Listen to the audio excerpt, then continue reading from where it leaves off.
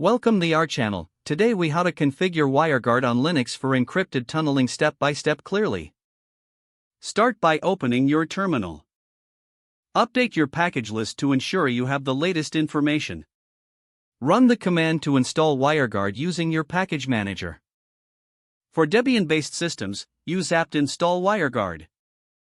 For Red Hat-based systems, use dnf install WireGuard.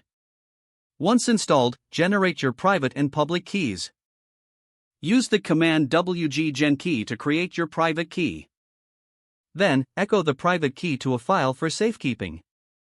Use the command echo private key. Next, generate your public key from the private key. Use the command echo private key wg pub-key public key. Create a WireGuard configuration file. Use your preferred text editor to create a new file in /etc/WireGuard/. Name the file wg0.conf for this example. Start by specifying the interface section in your configuration. Set the private key with the line private key equals your private key.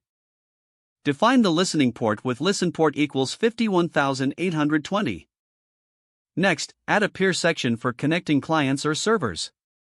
Begin with the line, peer, and specify the public key of the remote peer. Set the endpoint with endpoint equals remote IP 51820. Define the allowed IPs for traffic routing using allowed IPs. For example, use allowed IPs equals 10.0.0.2/32 for a specific route. Set persistent keepalive equals 25 to maintain the connection. Save and close your configuration file. Enable IP forwarding if it's not already enabled. Edit the sysctl configuration file located at /etc/sysctl.conf.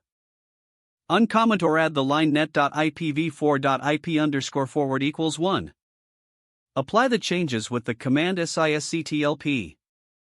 Don't forget to like this video and subscribe to our channel for more step-by-step tech guides.